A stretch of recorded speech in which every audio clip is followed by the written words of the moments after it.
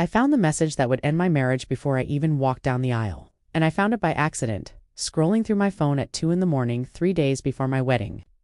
My name is Rachel, and if you are watching this, you are about to hear exactly what happened when I discovered that the family group chat I had been added to 8 months earlier, the one filled with heart emojis and wedding planning updates and fake smiling photos, was actually a place where my future mother-in-law had been quietly building a case against me, screenshot by screenshot, message by message, with the help of my fiance's 2 sisters. What I found in that chat did not just end an engagement.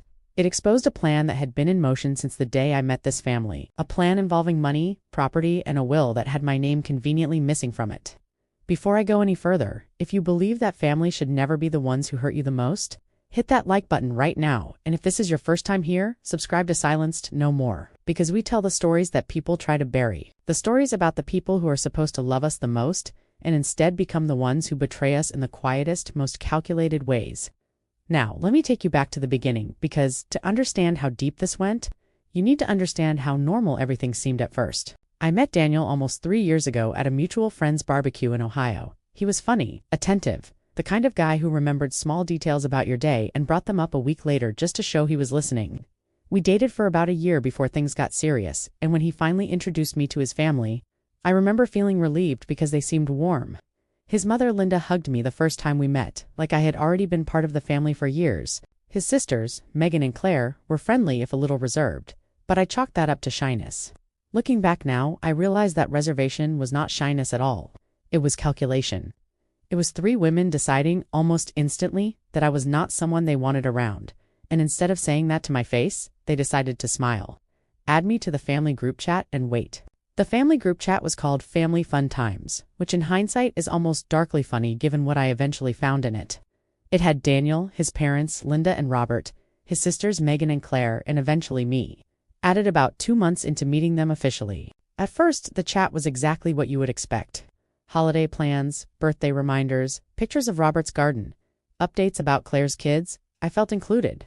I felt like I had finally found a family that wanted me around, especially since my own relationship with my parents had been distant for years after they moved overseas for work. This chat, this group of near strangers who kept inviting me to things and tagging me in memories, felt like something I had been missing. Daniel proposed on a trip to Charleston, South Carolina in the spring on a pier at sunset, exactly the kind of moment you dream about as a kid. I said yes immediately, and when we called his family that night, everyone seemed thrilled. Linda cried on the phone. Megan sent a string of celebration emojis in the group chat that I still have screenshots of. Claire said she could not wait to help plan the wedding. Everything felt like it was falling into place, and for the next several months, wedding planning became the center of our lives. Venue visits, dress fittings, guest lists, arguments over seating charts, the normal chaos that comes with merging 2 families into one event. Linda was heavily involved, almost too involved if I am being honest, but I told myself that was just her being an excited mother watching her only son get married. There was one thing, though, that kept nagging at me the entire time. Something small that I kept pushing to the back of my mind because I did not want to be the difficult future daughter-in-law who made a big deal out of nothing. Daniel's family owned a decent amount of property inherited from his grandfather, including a lake house in Michigan that had been in the family for 3 generations. Every time the topic of the lake house came up, even casually, the energy in the room would shift. Linda would change the subject. Robert would suddenly need to check something on his phone. Daniel would get quiet in a way that felt different from his usual relaxed self. I asked him about it once, gently, and he told me it was complicated. That there had been some disagreements between his parents and his grandfather's estate lawyer years ago, and that it was not worth getting into before the wedding. I believed him, because why wouldn't I? We were building a life together. We were supposed to trust each other completely. The wedding was set for the 2nd Saturday of October, and by the last week of September, everything seemed to be moving smoothly. Final dress fitting done, seating chart finalized, caterer confirmed, even the DJ had sent over the final playlist for approval. I remember feeling genuinely happy that week, the kind of happy where you catch yourself smiling for no reason while doing dishes or driving to work, just because you know something wonderful is coming. I had no idea that the same week, in a chat I had been a member of for 8 months, 3 women were exchanging messages that would completely shatter that happiness. Messages I was never supposed to see. Messages that only came to light because of one small technical mistake that Megan made on a random Tuesday night. A mistake that would unravel everything they had spent months trying to hide from me. And once I saw it, there was no going back to the version of my life I thought I was living just days before my wedding. The mistake happened on a Tuesday night, 3 days before the wedding. when I was lying in bed unable to sleep because of pre-wedding nerves. The good kind. The kind where your mind just keeps replaying the moment you will walk down the aisle. I picked up my phone around 2 in the morning, mostly out of habit, scrolling through nothing in particular, when I noticed something odd. There was a second thread under the Family Fun Times group chat, one I had never seen before, labeled Family Fun Times 2.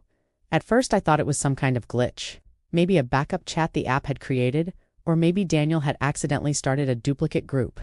But when I tapped on it, my stomach dropped because it was not empty. It was active. It had messages going back nearly 8 months, almost the exact same timeline as when I had been added to the original chat. And it had 4 members: Linda, Megan, Claire, and buried in the participant list where I almost missed it, my own phone number.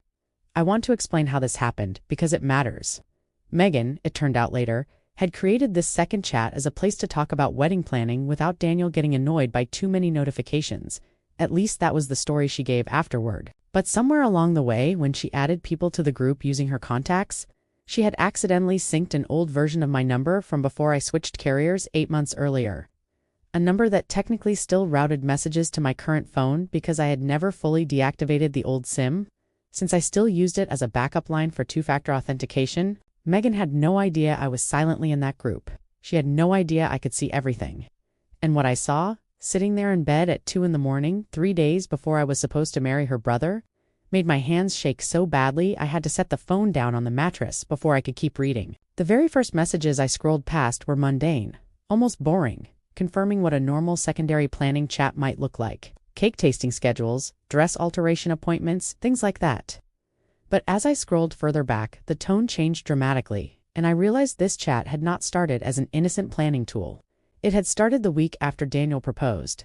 The very first message in Family Fun Times 2, sent by Linda, said, and I am reading this directly from the screenshot I still have saved: "We need somewhere to talk without her seeing anything. This is serious now that he's actually going through with it." Megan responded almost immediately, "I still don't understand why he's rushing into this with someone we barely know." Claire added, "Mom, you know why? It's about the house. If they get married, legally things get complicated with what Grandpa left us." I sat there rereading those 3 messages over and over, trying to make sense of them, trying to find some innocent explanation, some context that would make this less horrifying than it seemed. But there was no innocent explanation, because as I kept scrolling, kept reading months of conversation I was never supposed to see, the picture became devastatingly clear. This entire family had been operating with one single goal since the moment Daniel proposed to me, making absolutely sure that I would never have any legal claim to the lake house in Michigan, the property from his grandfather's estate, and more disturbingly, making sure that if the marriage did not work out down the road, or if anything happened to Daniel, I would walk away with nothing, not even what I would normally be entitled to as his legal spouse. There was a message from Linda dated about 2 weeks after the engagement that read, "I talked to the lawyer today. He said if they marry without a prenup, she could have claims depending on how things are titled. Especially the lake house, since Robert never fully separated it from the family trust after your grandfather passed." Megan replied, "So what do we do? Daniel will never agree to a prenup. You know how he gets when we bring up anything that sounds like we don't trust her." Linda's response is the one that made me feel sick to my stomach, because it revealed just how far they were willing to go. She wrote, "We don't need him to agree to a prenup. We just need to restructure the trust paperwork before the wedding, so the property legally transfers out of anything that could be considered marital assets. He doesn't need to know the details. He just needs to sign what we tell him is standard estate paperwork." I remember sitting up in bed at this point, my heart pounding, rereading that message 4 or 5 times because I could not believe what I was seeing. This was not simply a mother being protective or cautious about her son's marriage.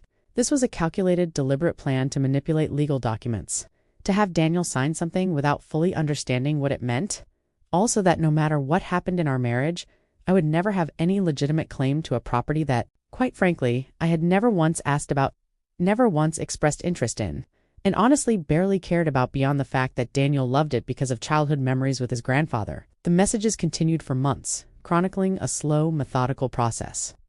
There were conversations about which lawyer to use, one who apparently understood the family's wishes and would not ask too many questions. There were messages about timing everything so the paperwork would be finalized well before the wedding date, so that by the time Daniel and I said our vows, the lake house and several other assets would already be legally untouchable, tucked away in a newly restructured trust that conveniently listed only Linda, Robert, Megan, and Claire as beneficiaries, with Daniel receiving what amounted to a token yearly distribution instead of any actual ownership stake.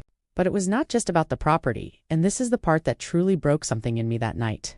As I kept reading, the conversation shifted from strategy to something far more personal, far more cruel. There were messages mocking me directly.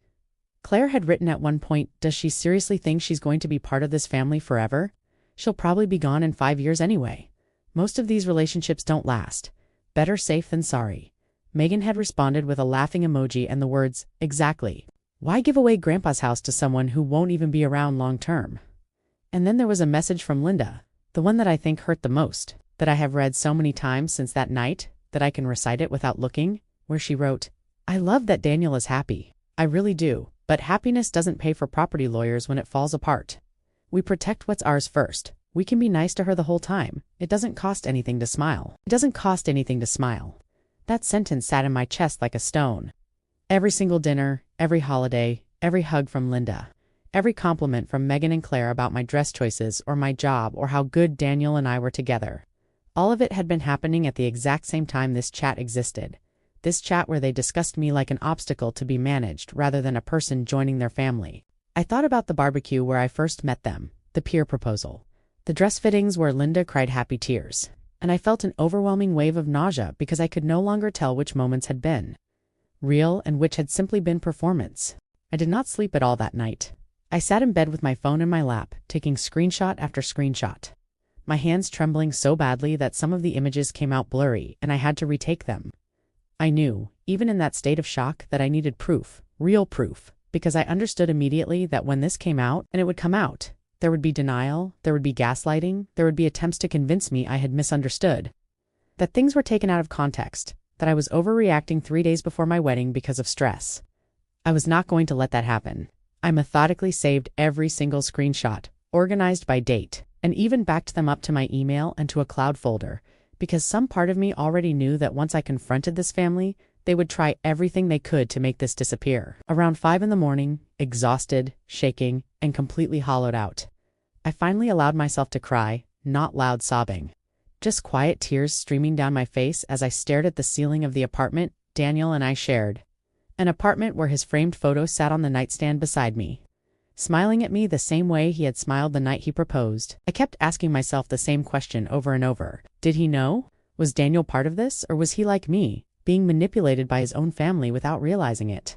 I did not have an answer yet, and I knew that finding that answer was going to determine everything about what happened next, not just to my wedding but to the next chapter of my entire life. By the time the sun came up that Wednesday morning, I had made a decision. Even though every part of me was exhausted and raw, I was not going to confront anyone yet. Not Linda, not Megan, not Claire, and not even Daniel, not right away. I needed to think clearly, and I knew that if I walked into the kitchen that morning and threw accusations at him while I was still shaking from lack of sleep, he would either shut down completely or think I had lost my mind 3 days before our wedding. So I did something that surprised even me. I went to work that day. I sat through meetings. I answered emails. I smiled at coworkers who congratulated me on the upcoming wedding, all while carrying the weight of what I had read the night before. Screenshots sitting in a folder on my phone like a ticking bomb. Daniel noticed something was off that evening when I got home. He asked if I was feeling okay, said I looked pale, said maybe I was just stressed about the wedding and should try to relax. I remember standing in our kitchen looking at him, this man I had planned an entire future with, and feeling this strange, disorienting mix of love and suspicion at the same time. I told him I was just tired, that wedding planning had worn me out, and he accepted that easily, which in a strange way told me something important. He accepted it easily because he had no idea there was anything else going on. Looking back, his reaction that night was one of the first real clues that he was not part of what his mother and sisters had been doing, but I still needed proof of that, not just instinct. That night, after Daniel fell asleep, I went back through the messages again, this time more carefully, looking not just for what his mother and sisters had done, but for any mention of Daniel's own knowledge or involvement. I found something that gave me a small amount of relief, though it did not erase the horror of everything else. In one message thread from about 4 months earlier, Megan had written, "Should we just tell Daniel what's going on so he doesn't feel blindsided later?" Linda's response was firm and immediate. Absolutely not. He will refuse to sign anything if he thinks we're doing this because of trust issues with her. We tell him it's standard estate cleanup paperwork our accountant recommended. That's all he needs to know, Claire had added. Agreed. The less he knows, the better. He gets weird about anything that feels like we're against her. Reading that gave me a strange kind of clarity. Daniel was not part of this plan. He was being used just as much as I was. Manipulated with half-truths and vague explanations about paperwork, kept in the dark because his own family knew he would object if he understood what was actually happening. That did not make the situation less devastating, but it did change how I needed to approach it. This was not simply a case of a man's family disliking his fiancée. This was a coordinated effort by 3 women to deceive their own son and brother in order to protect assets from a marriage they had already decided, months in advance, was going to fail. Over the next day, Thursday, 2 days before the wedding, I forced myself to continue reading through months of messages, piecing together a timeline that painted an even more disturbing picture than I had initially realized. There were conversations about specific dates when Robert had been taken to the lawyer's office under the guise of updating his will for tax purposes. Conversations where Linda coached Megan and Claire on what to say if Daniel or I ever asked questions about the paperwork. There was even a message where Linda instructed her daughters, if she ever asks about the lake house, just say it's complicated family stuff from before she was around and change the subject. Don't give her anything to hold on to. That explained so much. Every single time I had asked about the lake house over the past several months and been met with vague deflection, it had not been coincidence or awkwardness. It had been a rehearsed strategy. I also found messages revealing something I had not expected at all, something that added another layer of betrayal to an already unbearable situation. Apparently, this was not the first time this family had done something like this. There was a reference buried in a message from Claire to Megan about handling things better this time than we did with Uncle Steve's wife, which sent me down a spiral of questions I did not yet have answers to. Who was Uncle Steve's wife? What had happened to her? Was there a pattern here? A family history of manipulating marriages and inheritances that went back even further than I could have imagined? I did not have the emotional capacity to dig into that mystery yet, not with my own wedding 2 days away, but I made a note of it. Another thread I knew I would eventually need to pull. By Thursday night, I had made a decision about how I wanted to handle this. I was not going to confront the family in some dramatic blow-up, screaming and crying and throwing accusations across a dinner table. That was exactly the kind of reaction that would let them control the narrative afterward, painting me as emotional and unstable, someone who could not handle a little family complexity right before a wedding. Instead, I decided I was going to be strategic. I compiled every single screenshot into an organized document, timestamped and labeled clearly. Message after message laid out in chronological order, so there could be no claim of things being taken out of context. I made 3 copies. One I kept on my phone. One I emailed to my personal account under a folder Daniel would never think to look through. And one, the most important one, I saved to a flash drive that I put in my purse, because some instinct in me said I needed a copy that existed outside of any device that could be deleted, hacked, or accidentally reset. Friday morning, the day before the wedding, I woke up next to Daniel and watched him sleep for a few minutes before he woke up, feeling this ache in my chest because some part of me still loved this man deeply, still wanted the future we had planned. And yet I knew that after today, nothing was going to look the same again.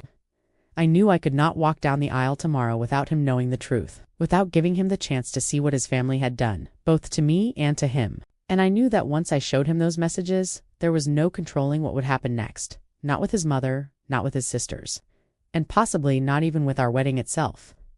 Scheduled for less than 24 hours later, in a venue that had already been paid for in full, with 200 guests expecting to watch us say our vows, I decided to tell Daniel on Friday afternoon, not at home where his family could somehow interrupt or where the walls felt too familiar and too heavy with memories of the past 8 months, but at a small park about 10 minutes from our apartment where we used to go on quiet Sunday mornings before the wedding chaos took over our lives.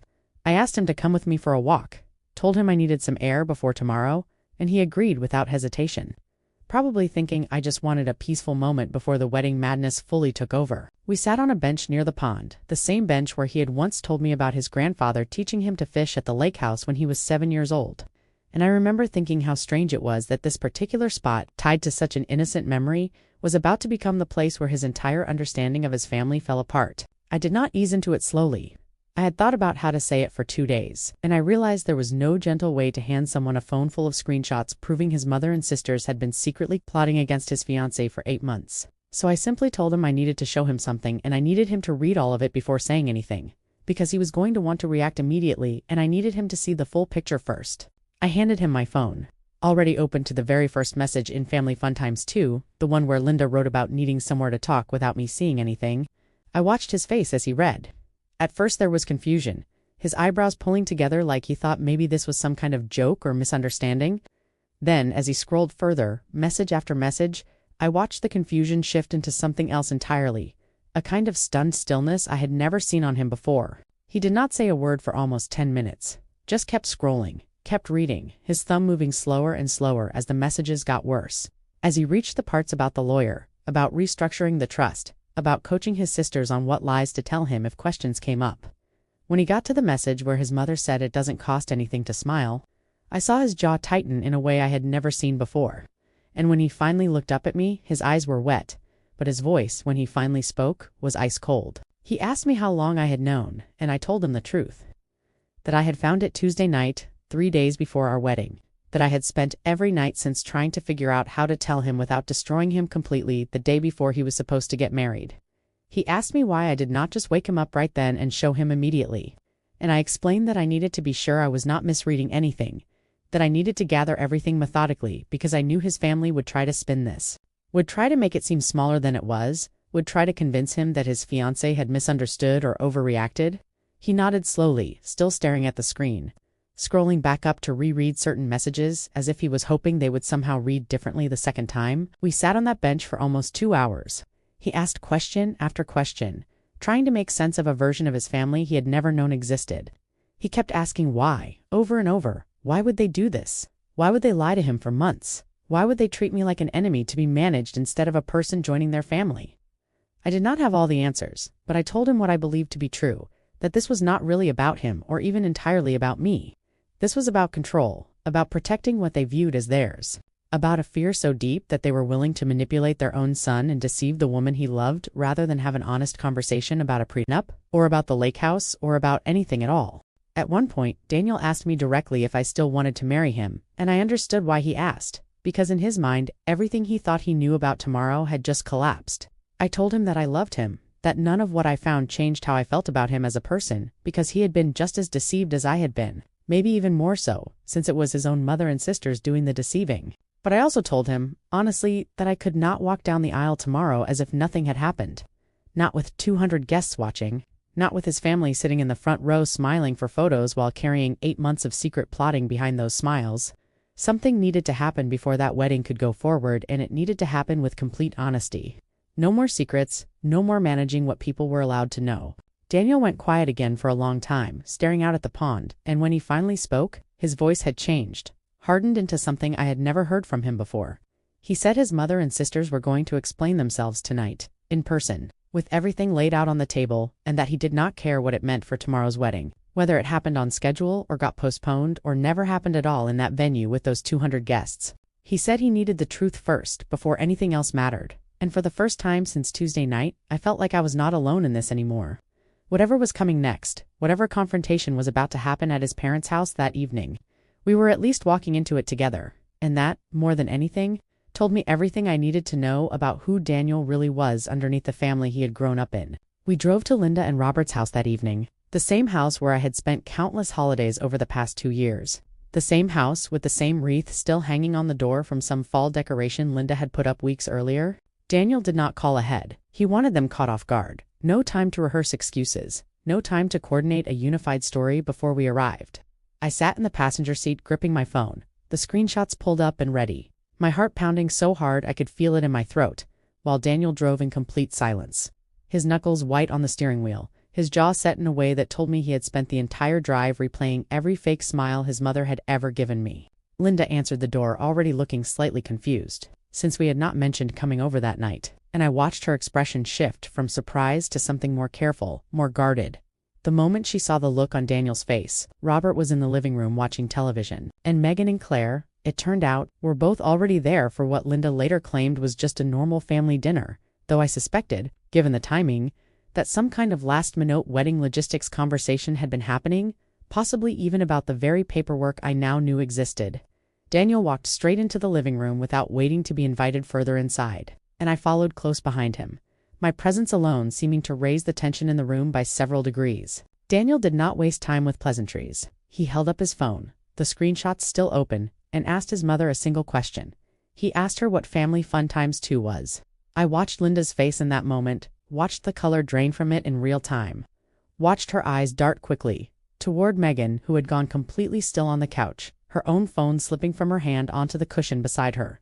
Claire, to her credit, or perhaps just out of panic, immediately started stammering something about it being just a planning chat. Nothing serious, but Daniel cut her up. Tanging chether, nothing chether. It telling to telly it, telling to a teller, to tell it telling, it can can't. It can tooching you and it can catching can con with the cocan tent to you can chickeny chicken to it can kaka chicken tin to an in the cranon but can to and can get into go and we wick with the ascent and a wick like with that wick up with that you could they took out that I you cup out with a I got that wow with spot buck at that walk I got that that's that they will work out how we well sip I got with go with walk us where the start go out I will have that The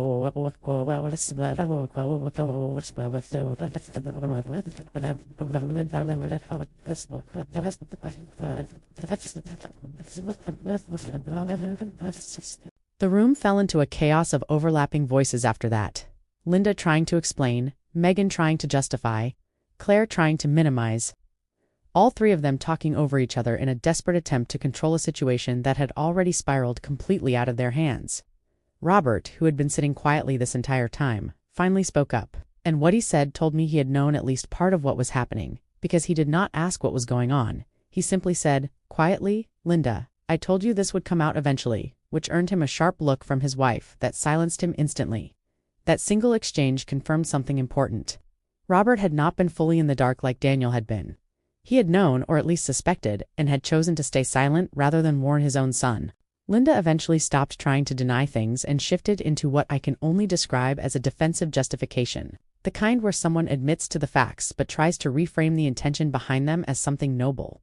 She said she had only been trying to protect the family's assets, that it was not personal against me, that any responsible mother would do the same thing to protect a property that had been in the family for 3 generations. She said Daniel would thank her one day when he understood that marriages do not always last and that protecting the lake house was simply being smart. Daniel's response to that was the moment I will remember most clearly from that entire night. He told his mother that being smart would have meant an honest conversation about a prenup, one where he could have made his own informed decision as an adult. What she had actually done, he said, was lie to him for 8 months, manipulate legal paperwork behind his back, and treat the woman he loved like a threat to be neutralized instead of a person to be welcomed. Megan tried a different approach, turning the conversation toward me directly, asking how I even had access to messages I was never supposed to see, as if the real violation here was my discovery of their plan, rather than the plan itself.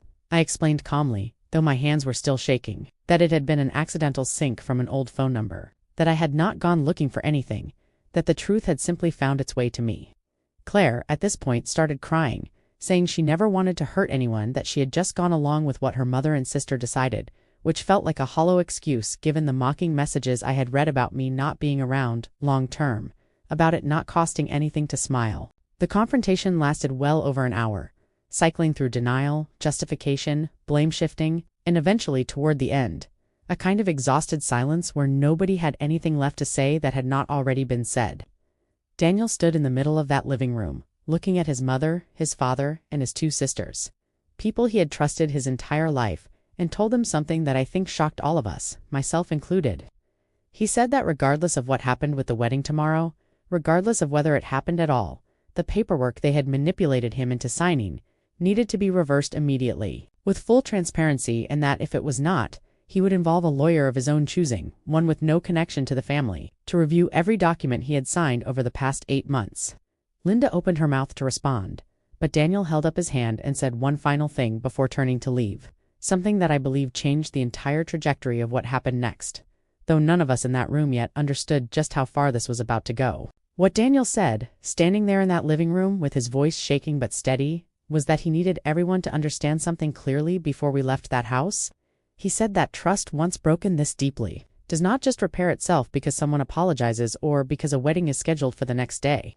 He told his mother that he loved her, that he would always love her because she was his mother, but that love did not mean he was going to pretend this had not happened, and it did not mean he was going to let it happen again in some other form down the road. Then he turned, took my hand, and we walked out of that house without waiting for a response, leaving behind a room full of people who had spent 8 months believing they had everything under control. We did not go back to our apartment that night. Instead, We drove to a hotel about 20 minutes away, both of us needing distance from everything familiar, needing a space that had no connection to either family, no reminders of wedding planning binders or framed photos or anything that carried weight. We sat in that hotel room until nearly 3 in the morning, talking through everything, not just what had happened that evening, but what it meant for tomorrow, for the wedding, for the 200 guests who had no idea any of this was unfolded. Exchange vows before they were supposed to watch us exchange vows before they were supposed to watch us with you. Stuff is so I gave. What so shit bout that and with the sup and with the tip back in with the pinka paying what and well with that but that why what the like with what at the thing up what that with the off the what I do up the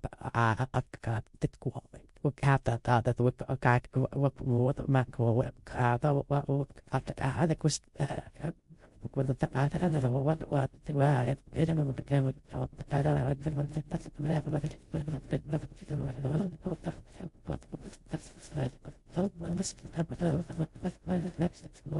Daniel was the one who first said out loud what I think we both already knew needed to happen.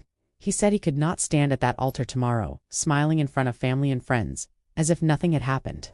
While his mother and sisters sat in the front row, pretending to be happy for us after everything I had read in those messages, he said postponing felt impossible logistically, with the venue paid in full and guests already traveling in from out of state. But going through with it as if this had not happened felt like an even bigger lie, one that would follow us into the marriage itself. I remember feeling a strange mixture of relief and terror hearing him say this.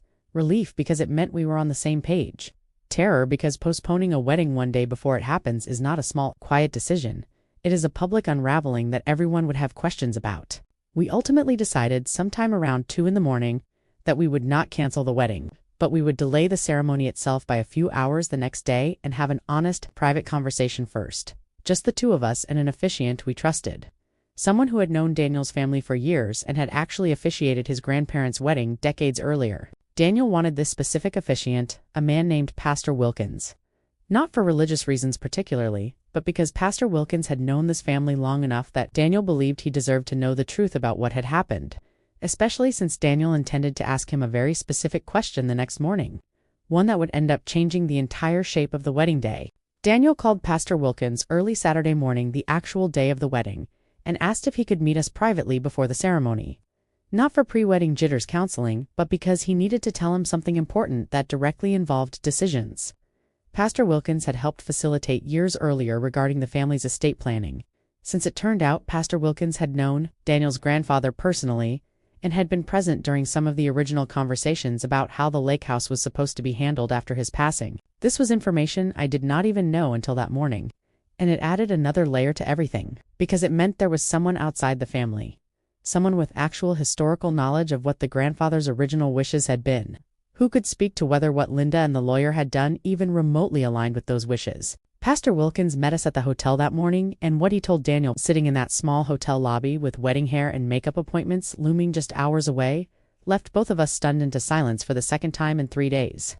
He said that Daniel's grandfather had specifically told him, years before his death, that he wanted the lake house to eventually belong to Daniel outright, not held in some restructured trust benefiting Linda and the daughters, because Daniel was the only grandchild who had spent every single summer there with him, learning to fish, learning to fix the old dock, learning stories about the family that none of the others had shown much interest in. Pastor Wilkins said he had always assumed this had been honored in the final estate documents, since it was such a clear and repeated wish, and he was visibly disturbed to learn that Daniel had been kept out of the loop entirely regarding recent changes to that same property's trust structure. This piece of information changed something fundamental in how Daniel was processing everything. It was not just that his mother had lied and manipulated paperwork to protect assets from a future divorce that had not even happened yet. It was that she had done so in direct contradiction to what her own father, Daniel's grandfather, had explicitly wanted, essentially rewriting his final wishes under everyone's nose while using vague language about estate cleanup to get Daniel's signature on documents that stripped him of something his grandfather had intended to be his. Daniel sat in that hotel lobby, wedding day makeup not yet applied to me, his suit still hanging in a garment bag upstairs, and said something that I think surprised even Pastor Wilkins with how calm and resolute it sounded, that he was done being managed by his family, and that today, one way or another, everyone at that wedding was going to understand exactly what kind of decision he was making and why. because he refused to spend one more day pretending things were fine when they were not. The wedding was scheduled for 4 in the afternoon, and by noon, word had already spread through parts of the family that something was wrong. Since Daniel had not shown up at his parents' house that morning as originally planned for pre-wedding photos, and Linda had apparently been calling his phone repeatedly, calls he chose not to answer. I got ready that morning in a hotel room instead of the bridal suite at the venue, my sister flying in the night before to help me with my hair and makeup, and I remember looking in the mirror in my wedding dress, thinking about how different this felt from every image I had pictured of this day for the past year, quiet and heavy instead of joyful and light, though underneath that heaviness there was still something solid. A strange kind of certainty that whatever happened next, at least it would be built on truth rather than performance. Daniel arrived at the venue about an hour before the ceremony was set to begin, and I watched from a window as he walked in. Jaw set, shoulders squared, looking nothing like a nervous groom and everything like a man who had made a decision and was not going to be talked out of it. Linda, Robert, Megan, and Claire were already there, seated with the rest of the arriving guests, and from what my sister told me later, Linda had approached Daniel the moment he walked in, trying to speak with him privately, but he told her, in front of several guests who happened to be standing nearby, that whatever she wanted to say could wait until after the ceremony. Because today was not about resolving what happened Friday night. Today was about being honest with everyone who had shown up. At 4 o'clock, the ceremony began, though not in the way any of the 200 guests were expecting. Instead of walking straight into vows, Daniel asked Pastor Wilkins for a moment to speak first, and I stood at the back of the aisle, hidden from view, listening through a small earpiece my sister had set up so I could hear what was happening inside. My heart pounding so hard I thought the guests might hear it from their seats. Daniel stood at the altar in front of 200 people, including his mother, his father, and his sisters seated in the front row, and he told them calmly but firmly that before any vows were exchanged today, he needed to share something that had happened in the last 72 hours. Something that had almost changed whether this wedding would happen at all. He did not read every message aloud. He was not cruel about it. But he explained clearly and without flinching that he had discovered just days before this wedding that his own mother and sisters had been secretly manipulating estate paperwork behind his back for 8 months, restructuring his late grandfather's trust specifically to exclude his future wife from any legal claim to family property, doing so through deception, coached lies, and a private group chat created for that exact purpose. He told the room that his grandfather had wanted him to inherit the lake house outright, a wish that had been quietly buried and rewritten without his knowledge or consent. Gasps rippled through the crowd, and I could hear, even through the small earpiece, the unmistakable sound of Linda's voice trying to interject, quickly silenced by Daniel continuing to speak, his voice steady even as the room grew tense around him. He told everyone that he was not sharing this to embarrass his family, though he understood it would, but because he refused to start a marriage built on the same kind of secrecy and dishonesty that had almost cost him everything that mattered, and because he believed the people who had shown up today, many of whom were close friends and extended family, deserved to know the truth about why certain decisions were about to be made. He then announced that he had, that morning with Pastor Wilkins as a witness, formally begun the legal process to reverse the recent trust changes, and separately, he and I had decided together that we would be signing a mutual prenuptial agreement immediately following the ceremony, not because either of us doubted our marriage, but because he wanted it clearly and legally established beyond any family manipulation, that our marriage would be built on transparency rather than hidden agendas.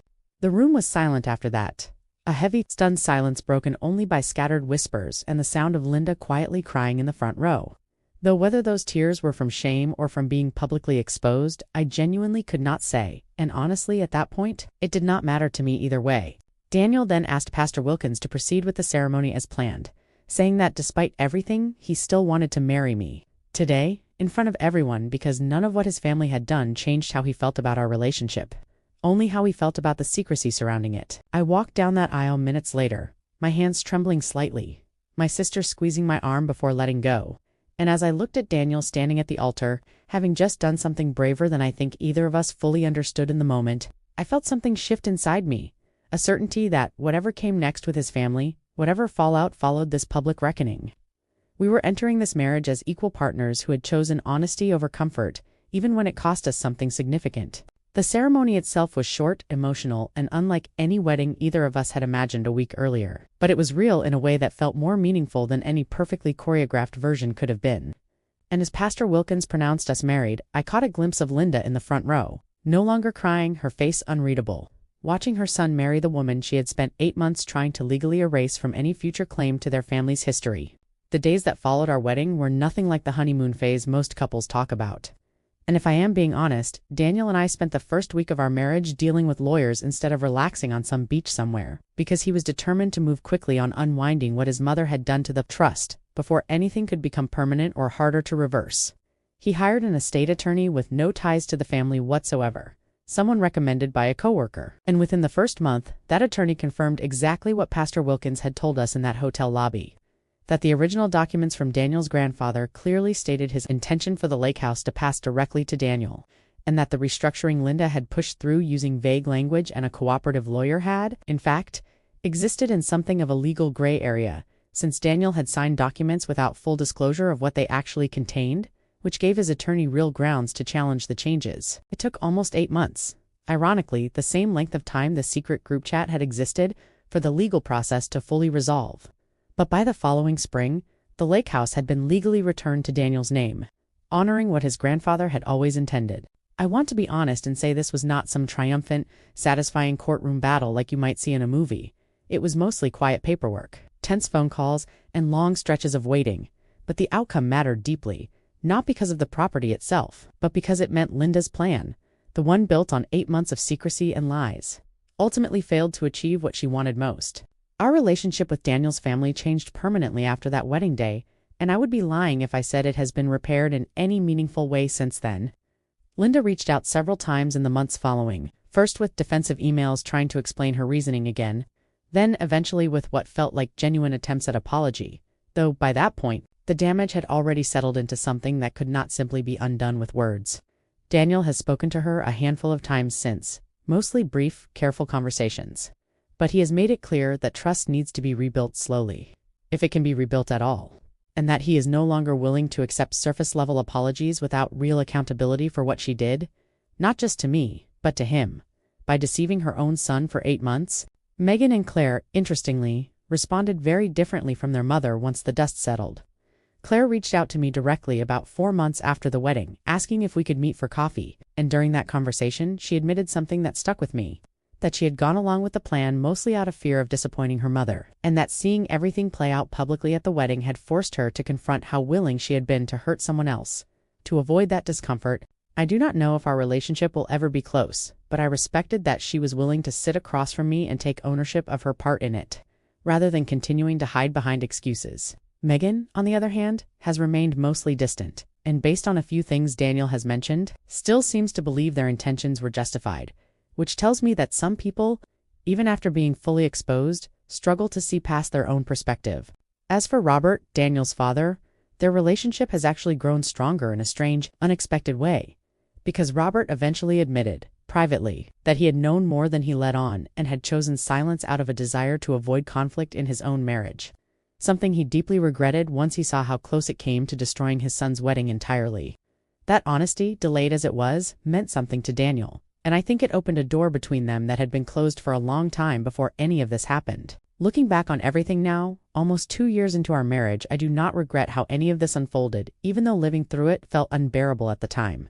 Finding that second group chat by accident, staying up until sunrise, reading months of hidden messages, sitting on that park bench watching Daniel's entire understanding of his family collapse in real time, none of it was easy, but it revealed something we needed to know before building a life together, rather than discovering it years down the road after even more damage had been done. What I have learned from this experience is that the people who claim to love you the most are not always the ones acting in your best interest. And sometimes the truth, no matter how painful, arrives exactly when it needs to, even if it comes through something as small and unexpected as an old phone number accidentally syncing to the wrong group chat. If this story affected you the way it affected me living through it, I want you to do something for me right now. Leave a comment below and tell me honestly what you would have done if you had found that second chat 3 days before your own wedding, because I am genuinely curious how many of you would have confronted everyone immediately versus taking time like I did to gather everything first. And if you know someone who has ever dealt with hidden family secrets, financial manipulation, or being kept in the dark by people who were supposed to protect them, please share this video with them, because stories like this remind us that we are not alone in experiences that often feel too shameful or too complicated to talk about openly. This channel, Silenced No More, exists because so many people carry stories exactly like mine. Stories that families try to bury and keep quiet. And every single comment, share, and subscription helps make sure these stories keep being told, instead of staying hidden the way Linda wanted mine to stay hidden inside a group chat I was never supposed to see. Thank you for listening to my story all the way to the end, and I will see you in the next one.